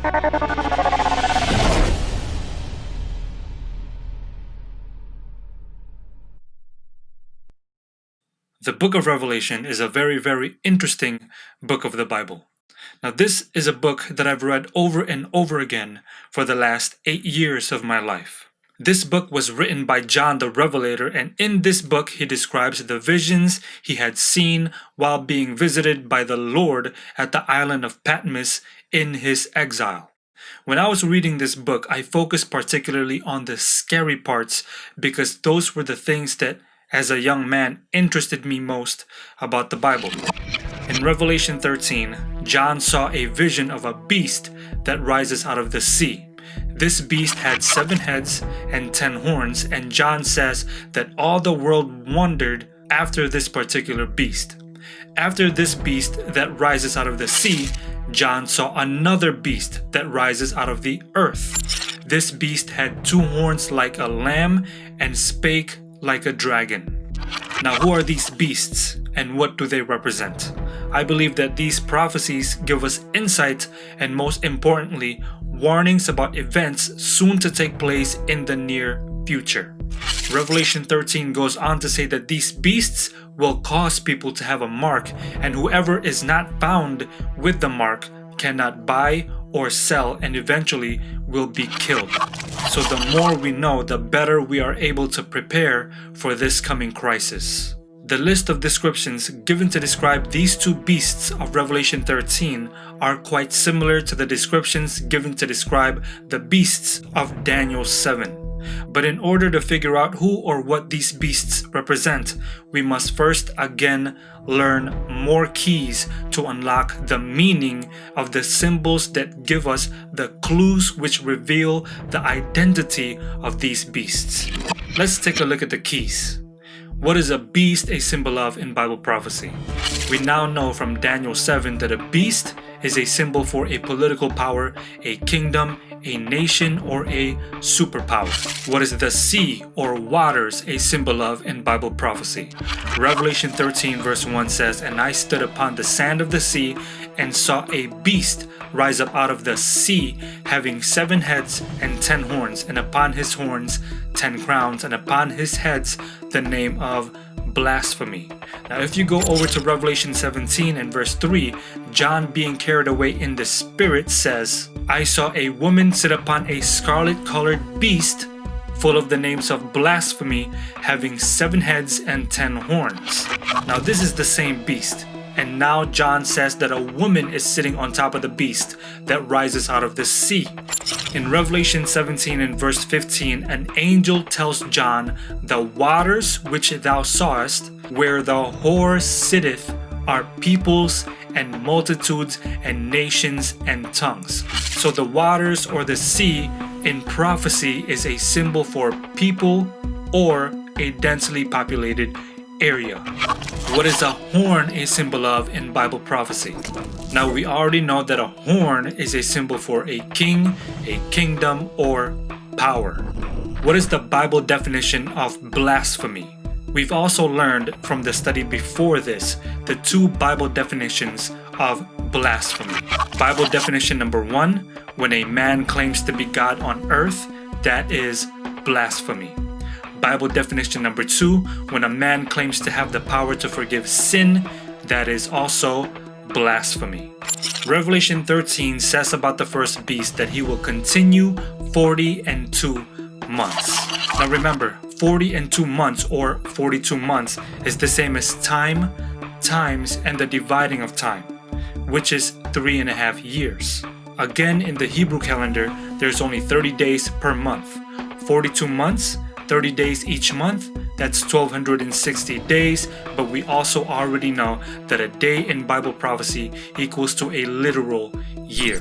So that 42-month prophetic period is actually 1260 literal years. What is a dragon a symbol of in Bible prophecy? Revelation 12 and verse 9 says, "And the great dragon was cast out, that old serpent called the devil and Satan." So in the primary sense, the dragon is the devil, but there is a secondary application. Revelation 12 starting in verse 4, talking about the dragon, says, "His tail drew the 3rd part of the stars of heaven and did cast them to the earth. And the dragon stood before the woman which was ready to be delivered for to devour her child as soon as it was born. And she brought forth a man-child who was to rule all nations with a rod of iron. And her child was caught up unto God and to his throne." First of all, what is a dragon? A dragon is a beast. And remember, a beast in Bible prophecy is a symbol for a kingdom. Now, who is the man-child who is caught up unto God and to his throne? That would be Jesus Christ. So, verse 4 of Revelation 12 says that this dragon, this beast, or this kingdom wanted to devour the man-child, which was Jesus Christ, or kill Jesus Christ as soon as he was born. Who was the king from the kingdom that tried to kill Jesus as soon as he was born? In Matthew 2, it was King Herod of pagan Rome that ordered to kill all of the sons of Bethlehem under 2 years old in hopes that Jesus would be one of those that were killed. He felt threatened by Jesus because he heard the prophecy that one day this child would take hold of rulership. So in a secondary sense, the dragon is also pagan Rome. Again, the dragon in the primary sense is Satan, and in the secondary sense, pagan Rome. Now, what is a sword a symbol of in the Bible? Ephesians 6 and verse 17. And take the helmet of salvation and the sword of the Spirit, which is the word of God. So in the primary sense, the sword is the word of God, or the Bible. Romans 13 verses 1 through 4. Let every soul be subject unto the higher powers. Talking about the civil government, the civil power. For there is no power but of God. The powers that be are ordained of God. Whosoever therefore resisteth the power resisteth the ordinance of God, and they that resist shall receive to themselves damnation. For rulers are not a terror to good works, but to the evil. Wilt thou then not be afraid of the power? Do that which is good, and thou shalt have praise of the same. For he is the minister of God to thee for good. But if thou do that which is evil, be afraid, for he beareth not the sword in vain. So, the sword in the primary sense is a symbol for the Bible, and in the secondary sense is a symbol for the civil power. Now, what is an image in the Bible? In Genesis 1 verse 26, and God said, let us make man in our image after our likeness. Exodus 20 and verse 4, thou shalt not make unto thee any graven image or any likeness of anything that is in heaven above, or that is in the earth beneath, or that is in the water under the earth. So in the Bible, an image of something is a likeness of something. Now, what is the Bible definition of worship? The word for worship in Hebrew is the word shaka, and in Greek it is the word proskuneo. These two words mean to bow down, to crouch, to revere, to prostrate to, or submit to someone or something. So the Bible definition of worship is to bow down and prostrate oneself in submission and obedience to someone or something, usually in a spiritual or religious sense. So again, here are the keys. A beast is a symbol for a superpower. The sea or the waters is a symbol for peoples, multitudes, nations, and tongues. In other words, a densely populated area. A horn is a symbol for a king, kingdom, or power. The two Bible definitions of blasphemy: number 1, when a man claims to be God on earth, that is blasphemy. And number 2, when a man claims to have the power to forgive sin, that is also blasphemy. The 42-month period is 1260 days in prophecy, which is 1260 literal years. The dragon in the primary sense is Satan, and in the secondary sense is pagan Rome. The sword in the primary sense is the Bible, and in the secondary sense is the civil power. An image in the Bible is a likeness for something.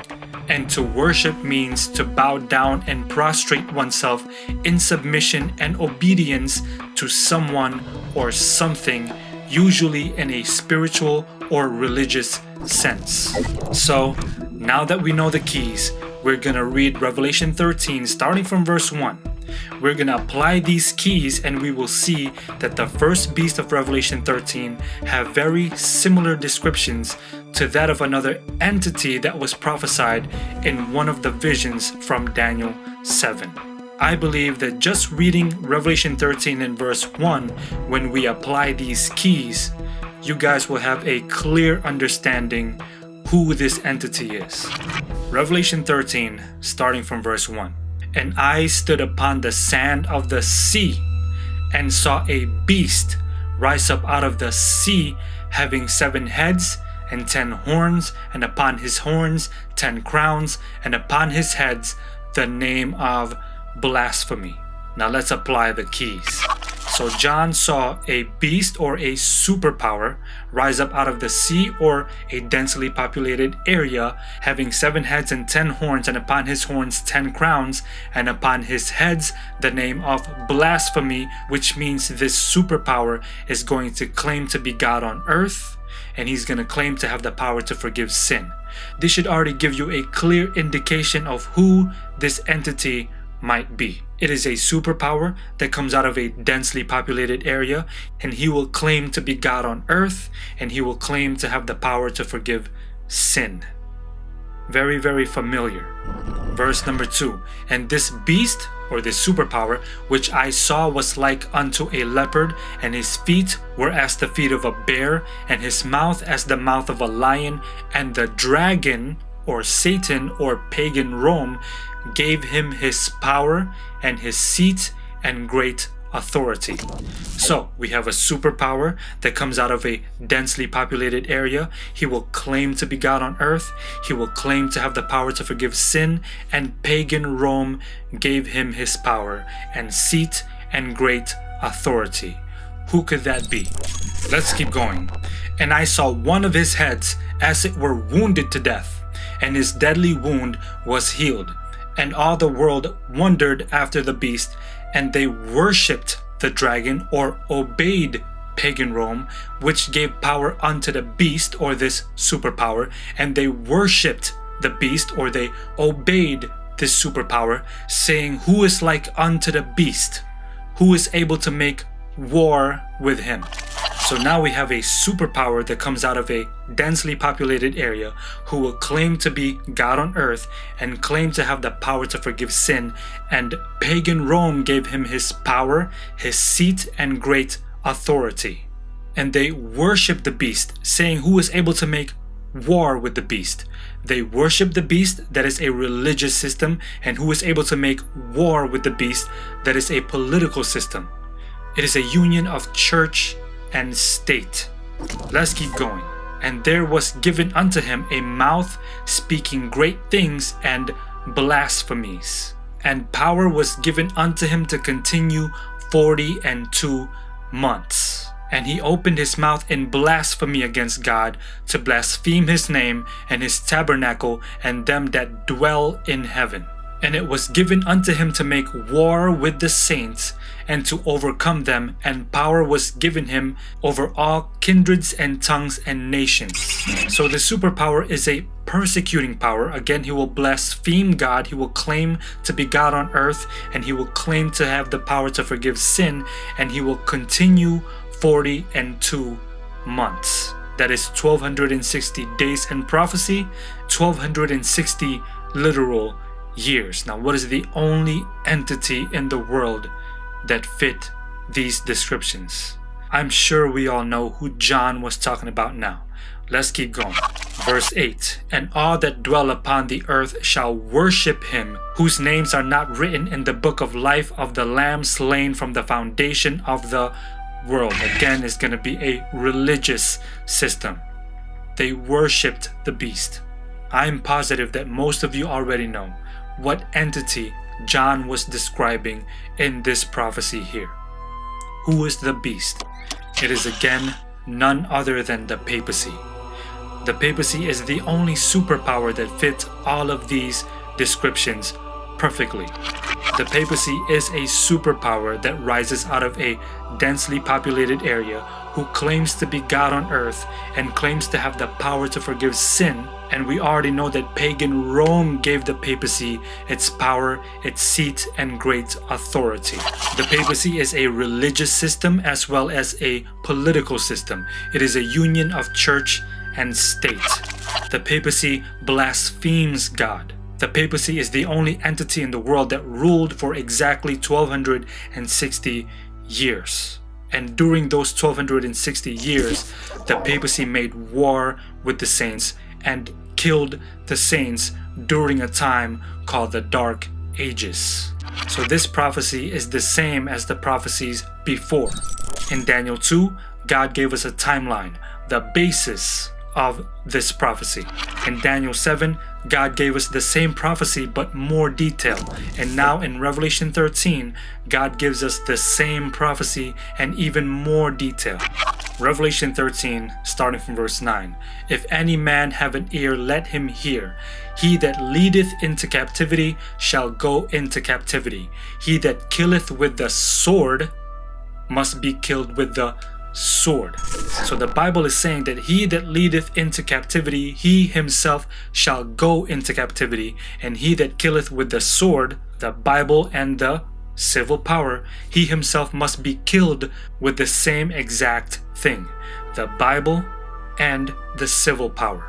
Now remember, the papacy ruled from 538 AD all the way to 1798 AD, which is exactly 1260 years.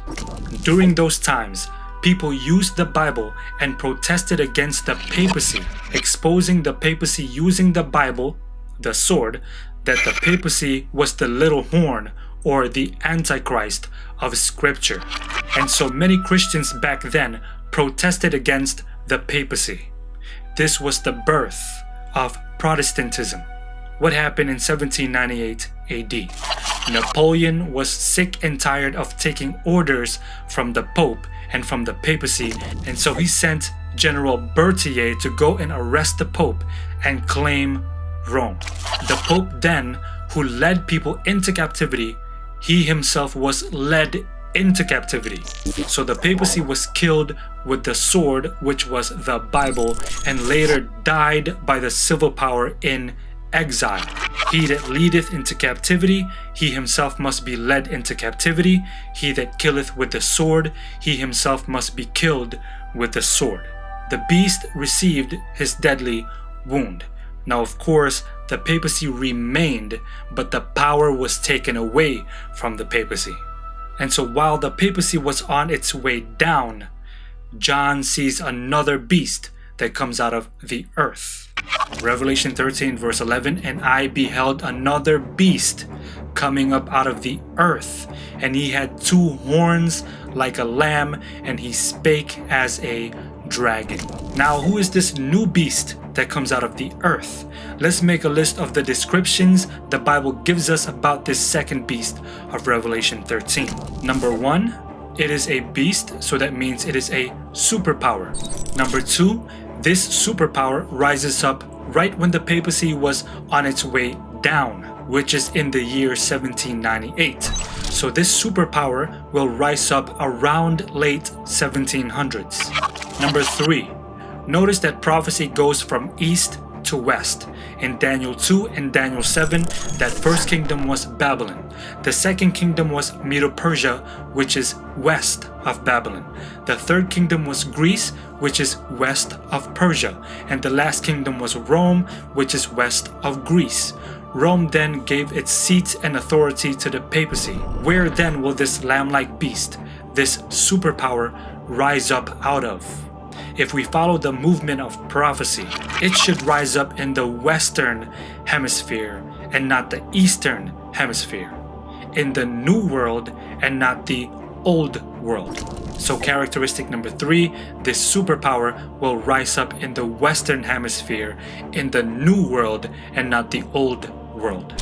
Number 4, it will come up out of the earth, which is the opposite of the sea.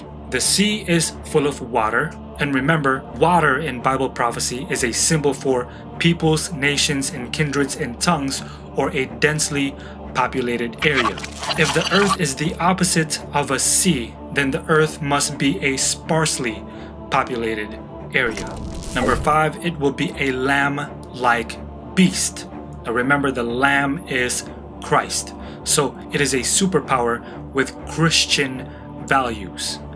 It is a Christian nation with Christian principles. Now, what are the two horns? Remember, a horn in Bible prophecy is a symbol for kings or kingdoms or powers, or you can say two principles. The first beast had 10 horns and 10 crowns, which indicates that these 10 horns or 10 kingdoms had 10 kings. This lamb-like beast has 2 horns, no crowns. So it is a Christ-like nation with two Christ-like principles. Now, what are the two principles of Christ? In Matthew 22, verses 36 through 40, Jesus was being asked, which is the greatest commandment? Jesus said, "Thou shalt love the Lord thy God with all thy heart and all thy soul and with all thy mind. This is the first and great commandment. And the second is like unto it, thou shalt love thy neighbor as thyself. On these two commandments hang all the law and the prophets." So the two principles of Christ is love God and love your neighbors. This is why God specifically wrote the 10 Commandments on 2 tables of stone. Not 1, not 3. 2 tables of stone for a very specific reason. The first table, which contains the first 4 commandments, describes our duty towards God, governed strictly by a religious power. This is a spiritual kingdom. The second table, which contains the last 6 commandments, describes our duty towards man, our neighbors, governed strictly by a civil power. This is the civil kingdom. Now, these 2 principles were even laid out by Jesus Christ himself in Mark 12. A group of people came to ask Jesus, "Master, we know that thou art true and carest for no man. For thou regardest not the person of men, but teachest the way of God in truth. Is it lawful to give tribute to Caesar or not? Shall we give or shall we not give?" But he, knowing their hypocrisy, said unto them, "Why tempt ye me? Bring me a penny, may I see it? And they brought it. And he saith unto them, Whose is the image and superscription? And they said unto him, Caesar's. And Jesus answering said unto them, Render to Caesar the things that are Caesar's, and to God the things that are God's. So in context, God controls the religious power or the spiritual kingdom, and Caesar, today we call it the government, controls the civil power or civil kingdom. So the 2 principles are church and state and the separation thereof. This lamb-like beast is a Christian nation acknowledging the separation of 2 powers, church and state. Let's do a recap of the descriptions given to us about this second beast. Number 1, it will be a beast or a superpower. Number 2, it will come up around late 1700s. Number 3, it will come up in the Western Hemisphere in the New World and not the Old World. Number 4, it will come up in a sparsely populated area. And number 5, it will be a Christian nation that acknowledges the 2 principles of Christ, church principles and state principles, and the separation thereof. What is the only Christian-based superpower that rises up in the late 1700s in a sparsely populated area in the Western Hemisphere who acknowledges church and state and the separation thereof? It is none other than the United States of America. Is America a superpower? The United States of America is actually the most influential superpower in the world today since the papacy. Did it come up in the late 1700s? 1776 was the Declaration of Independence. 1783 was the end of the Revolutionary War against Great Britain. 1787, the U.S. Constitution was framed. 1789, the U.S. Constitution was ratified. 1789 to 1797, George Washington served as our first president. So while the papacy was going down in 1798, the United States was quietly establishing its power and dominance. Number 3. Did the United States of America come up in the Western Hemisphere? It is no secret that the United States of America came up in the New World in the Western Hemisphere. Even our currency states that we are established in the New World, and the United States even calls this the New World Order.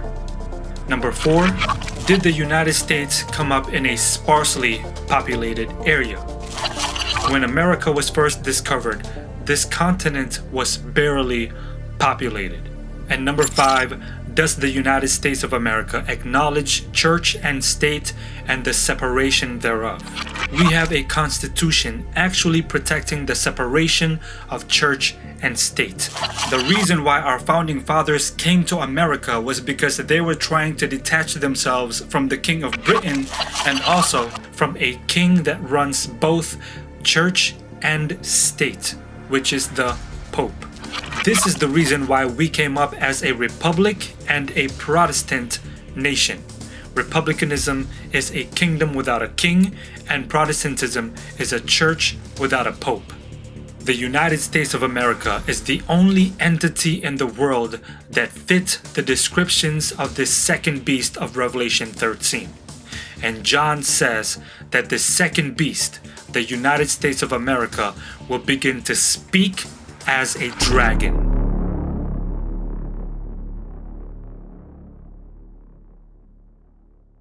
So by now, we are all most likely overwhelmed about what we have been learning so far. We have been seeing the interpretation of prophecy unfold and very clearly understand the intricate fulfillment of these prophecies all throughout history. Daniel 2 talks about a statue which we now know outlines the timeline blueprint of history. We've expounded upon the feet of that statue, and we now know that the feet of iron and clay represents the division of Rome, the mixing of church and state, and the mixing of Christianity and paganism. Daniel 7 explains the same prophecy, except God gives us more details about the end times. The little horn we now know is the papacy. We moved on to John the Revelator, and God gives us yet again the same prophecy, but again gives us even more details about the end times.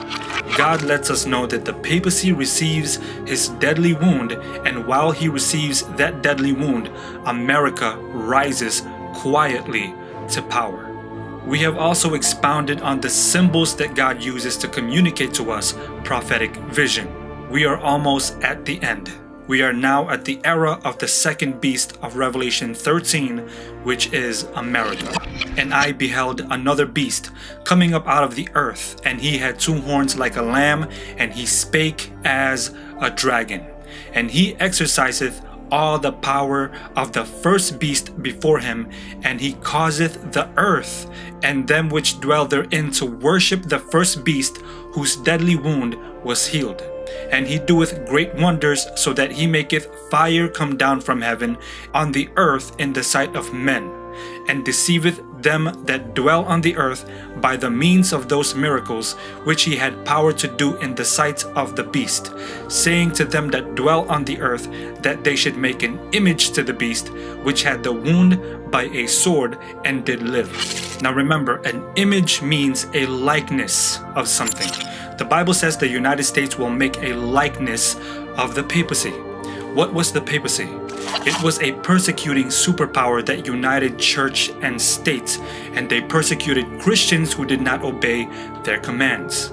This means then that the United States of America will also unite church and state and will persecute those who do not obey the commands of this soon-to-be mirror image of the papacy, and this is something that has been slowly happening in recent times. And he causeth all, both small and great, rich and poor, free and bond, to receive a mark in their right hand or in their foreheads, and that no man might buy or sell, save he that had the mark or the name of the beast or the number of his name.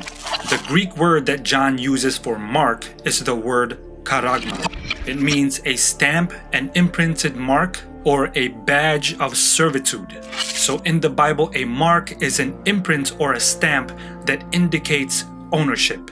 Revelation 14, starting from verse 9. And the third angel followed them, saying with a loud voice, If any man worship the beast and his image, and receive his mark in his forehead or in his hand, the same shall drink of the wine of the wrath of God. And the smoke of their torment ascendeth up forever and ever, and they have no rest day nor night, who worship the beast and his image, and whosoever receiveth the mark of his name. Revelation 20 and verse 4. And I saw thrones, and they sat upon them, and judgment was given unto them. And I saw the souls of them that were beheaded for the witness of Jesus and for the word of God, and which had not worshipped the beast, neither his image, neither had received his mark upon their foreheads or in their right hands, and they lived and reigned with Christ 1,000 years. By reading these verses, we might have noticed something very particular about the mark of the beast, and that is, it is very closely connected to the worship of the beast and his image. Remember, to worship means to bow down to prostrate in submission and obedience to the commands of someone religiously. So whoever has the mark of the beast in their forehead or in their right hand directly means they are worshiping the beast by bowing down to the beast and submitting to the commandments of the beast being the papacy. So then it makes sense now why it is called the mark of the beast. This mark indicates ownership, so that one can tell who belongs to the beast by the mark given in their forehead or the right hand. So if you have the mark of the beast or the signature of the beast, it means you belong to the beast, you worship him, you obey his commands, and you acknowledge that he owns you, and you give your allegiance to him. Now, before we reveal what the actual signature or mark of the papacy is, let's ask another question. If the papacy has a mark that tells us who belongs to the papacy, does God also have a signature that he gives on the forehead or right hand, which indicates who belongs to him? Revelation 7 verses 2 and 3. And I saw another angel ascending from the east, having the seal of the living God, and he cried with a loud voice to the four angels, to whom it was given to hurt the earth and the sea, saying, Hurt not the earth, neither the sea, nor the trees, till we have sealed the servants of our God in their foreheads. The Greek word that John uses for seal is sphragis. It means signet, signature, or a mark that indicates authenticity. So then, God also has a mark or a signature, which is his seal, and it is given in the forehead of those who belong to him. In the end, people will be divided into two groups, with the main issue being worship or obedience. Those who belong to the beast, who worship and obey the beast or the papacy, are identified by the papacy's mark of authority, and those who belong to God, who worship and obey God, are identified by the seal of God. A mark and a seal are essentially the same thing. It is the sign or signature that signifies who you belong to. A seal in ancient times is the official signature of a king or anybody with authority. It displays the name, title, and territory of the authority. We still use seals to this day. For example, President Trump's seal reads Donald Trump, that's his name, President, that's his title, of the United States of America, that is his territory. Back in the time of Ezra, King Darius' seal would read Darius, that's his name, King, that's his title, of Persia, that's his territory. Back in the time of Jesus, Pilate's seal would read Pilate, that's his name, Governor, that's his title, of Judea, that is his territory. What then is the seal of God? We are going to notice that God's seal is found somewhere very specific. Remember, the official seal or signature of a king must have his name, his title, and his territory. Where in the Bible can we find God's signature? A little hint, he writes it with his own finger. Exodus 20, starting from verse 8. Remember the Sabbath day, to keep it holy. 6 days shalt thou labor and do all thy work, but the seventh day is the Sabbath of the Lord thy God.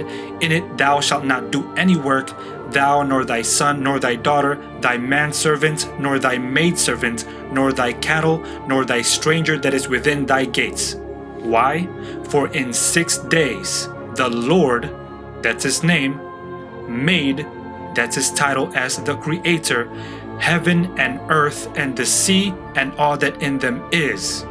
That's his territory. And he rested the seventh day, Wherefore the Lord blessed the Sabbath day and hallowed it. You see, God did not have to make a seventh day, but He did so that in that day we can acknowledge who the Creator is. God made the seventh day for us to acknowledge the Lord our God was the God that created the world in 6 days, and that everything belongs to Him. And so by keeping and observing the Sabbath, we acknowledge that we belong to God. This is why God says in Ezekiel 20, verse 12, Moreover also I gave them my Sabbaths to be a sign between me and them, that they might know that I am the Lord that sanctified them. And in verse 20, Hallow my Sabbaths, and they shall be a sign between me and you, that ye may know that I am the Lord your God. By keeping the Sabbath, we are acknowledging the sign that we belong to the Lord our God. And no, it is not just for the Israelites or the Jews, because Jesus Himself says that the Sabbath was made for man, not just the Jew. To worship God means to obey all 10 commandments, but the seventh-day Sabbath specifically is God's seal. Anybody can obey the 9 commandments. Anybody from any religious group can abstain from murder. They can abstain from stealing. They can abstain from covetousness or using God's name in vain. But when you keep the Sabbath, you are acknowledging who your God truly is. You are acknowledging which God is your God. So, if the seventh-day Sabbath is God's seal, what then is the mark of the papacy's authority? Again, I am not here to make enemies or to shame anybody. I am only here to tell people the truth. Catholic Record of London, Ontario, September 1st, 1923. Sunday is our mark of authority. The Church is above the Bible, and this transference of Sabbath observance is proof of that fact. H.F. Thomas, Chancellor of Cardinal Gibbons.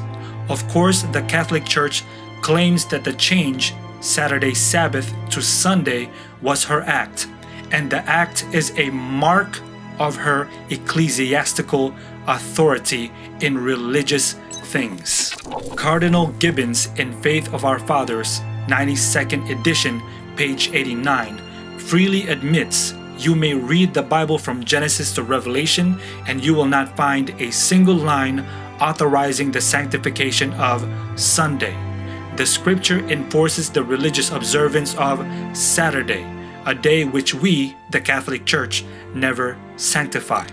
Again, the Catholic Mirror, official publication of James Cardinal Gibbons, September 23, 1893. The Catholic Church, by virtue of her divine mission, changed the day from Saturday to Sunday.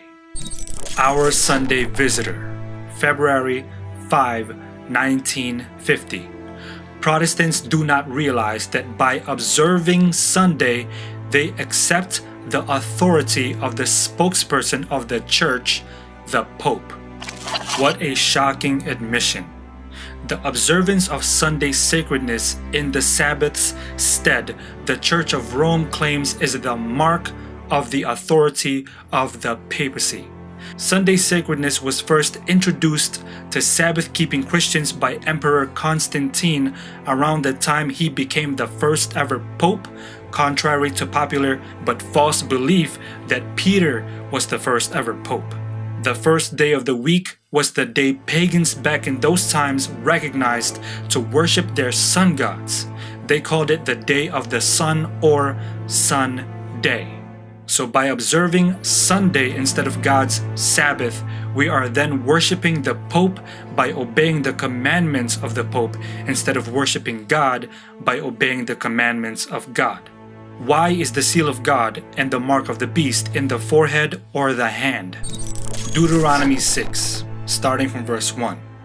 Now these are the commandments, the statutes, and the judgments which the Lord your God commanded to teach you, that ye might do them in the land whither ye go to possess it, that thou mightest fear the Lord thy God, to keep all his statutes and his commandments, which I command thee, thou and thy son and thy son's son all the days of thy life, and that thy days may be prolonged.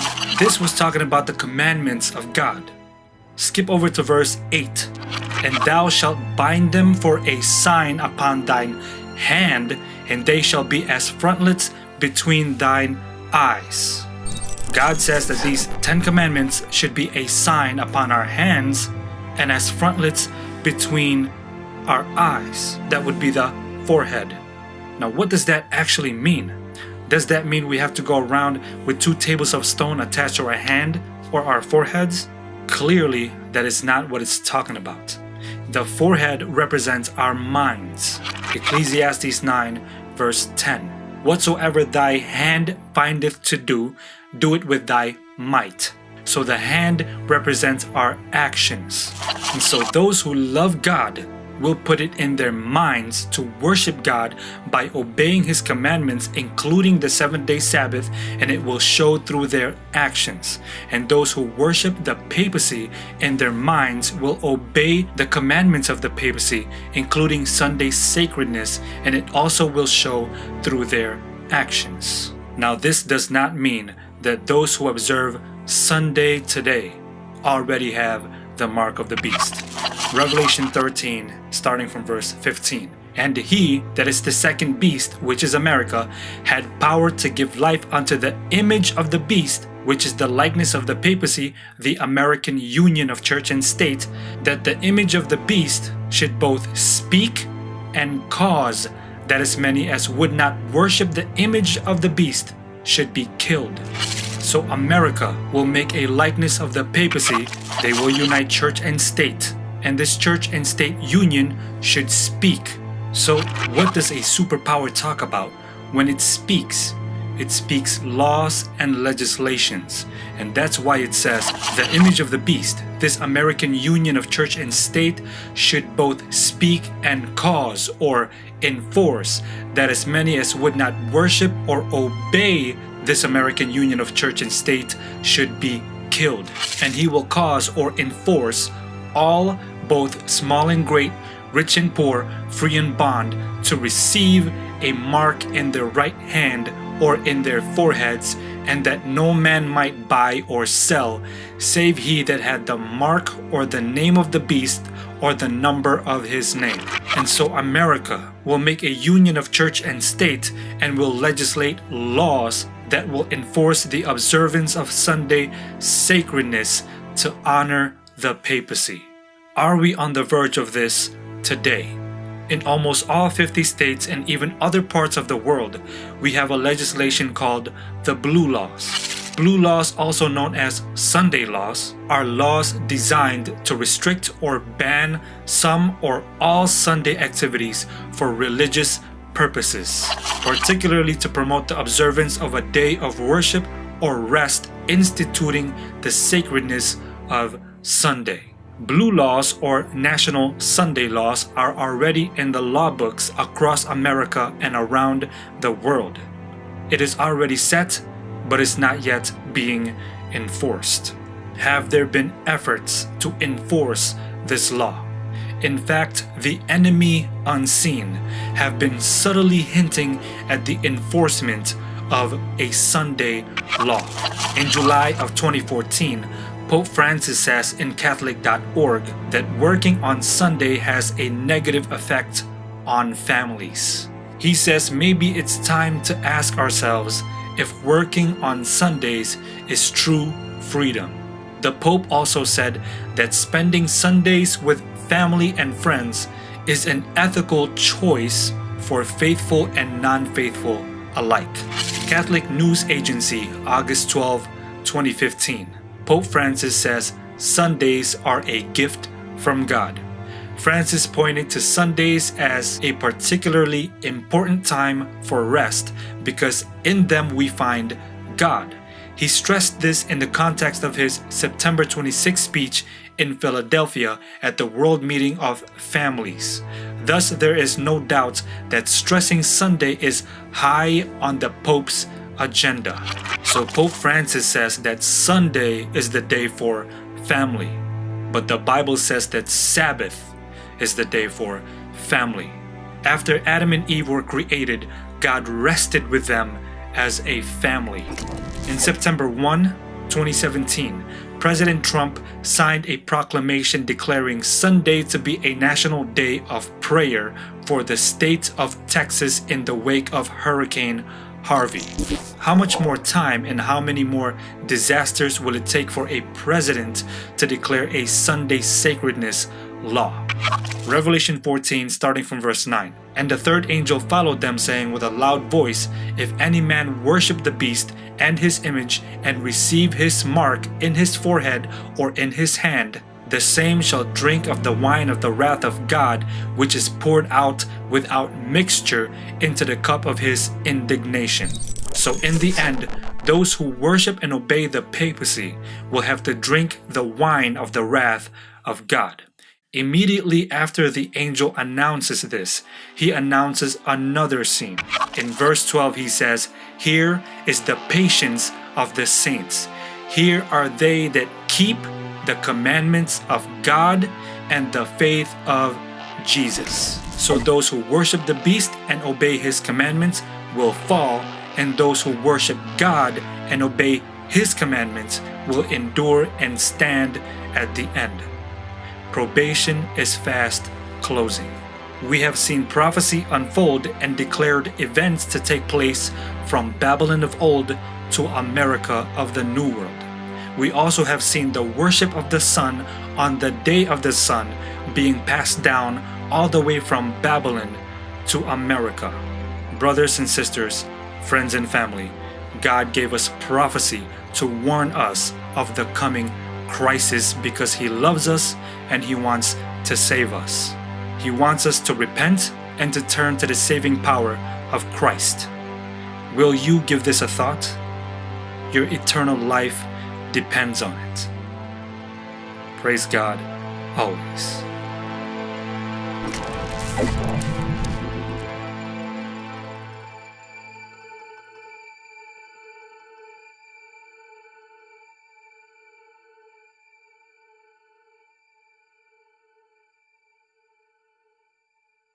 What's up, everybody? So there are some very important things that we need to talk about, but before we get into all that, I just want to thank everybody who watched this film just now, and also I want to thank everybody who supported this film and donated for this film. Some of you made small donations, some of you made big donations, and one of you made a huge donation, and with all these donations, we were able to get the equipment that we needed for this movie. So we were able to get the 4K camera, the lens, the lighting, the computer, and the programs that we needed to edit this movie. And we were also able to pay for the animation that went into this movie. So for those of you who have donated, thank you. Thank you. Praise God for you. Thank God for you. Because without you guys, this wouldn't have happened. And I did ask those who did donate if I can put their names at the end credits of this film. And they said no, because they wanted to glorify God instead. They wanted God to be glorified and not themselves. And so they turned me down. All of them turned me down. All of them said, don't put my name on this film. Just give the glory to God. And I respect that. I honor that. And that's why at the end of this film, you only saw end credits, all glory to God. That's all you saw. So I just want to personally thank you guys in this video from the bottom of my heart. Thank you guys for making those donations. Now, we have another project coming up. I'm writing the script for it now. It's going to be called Prevail, How to Conquer Death. And we're going to go over really basic but important things. What is life truly? What is death truly? If Jesus Christ did save us from sin and death, why is there still sin and death in the world? How did Jesus Christ truly save us then? Why death? I mean, why is death the penalty? Why couldn't it be something else? And most importantly, we're going to go over the faith of Jesus Christ. The faith of Jesus. In Revelation 14, it talks about the end time people. It says about the end time people, here are the patience of the saints. Here are they who keep the commandments of God and have the faith of Jesus. So the central theme and the punchline of this upcoming film is about the faith of Jesus. What does it really look like? So So if you guys want to donate to that project, go to schoolforprophets.tv. There's a link in the description and there's a donate button in the website.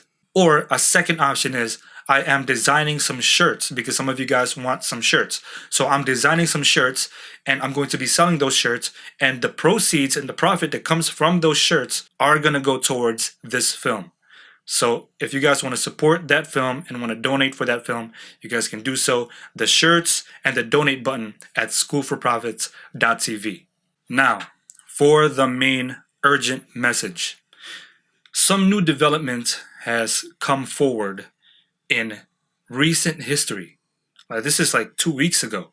If you guys have heard from Mr. Christopher Hudson, the Forerunner 777, I'm going to link you guys to 2 of his videos in the description box. He has 2 videos explaining kind of the destruction or the beginning of what seems to be the destruction of the First Amendment. And as many of you guys know, the First Amendment states the separation of church and state. Now, in recent news, and actually this whole past year, we know that President Trump is very, very closely connected to evangelical Christians and leaders of the evangelical Christian community. And we've noted in the past that he had made some speeches where it seems as if he is working with those Christian leaders when he makes decisions.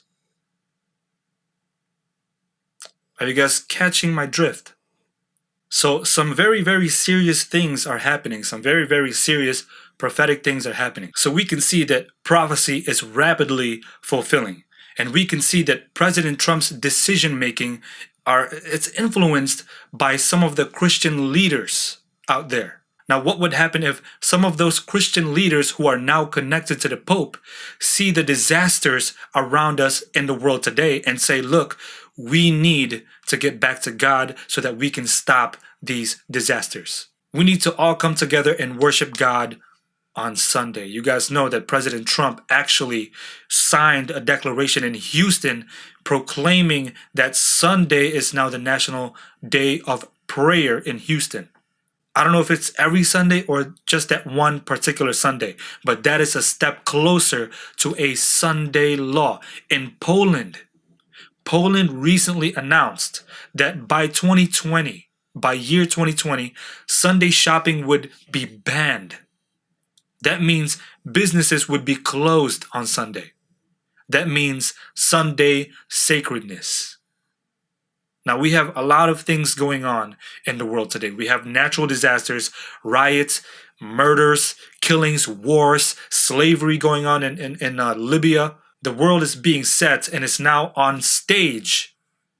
It's now on stage for a national Sunday law to commence. The mark of the beast is going to be a huge, huge crisis for us Christians and for the world. So my message to you guys is this. Pray for your faith to be increased. Pray for your faith to be increased and pray for strength, and that God would strengthen you and pull you through this tribulation. Revelation 14 says, here are the patience of the saints. Here are they who keep the commandments of God and the faith of Jesus. So that same faith that Jesus displayed from when he was born all the way to when he died is the same faith that we need to display. And we cannot display that on our own. We can only display that faith if we are closely connected to God. That is the only way. There is a coming crisis and we need to be prepared. Thank you guys for watching. Praise God always.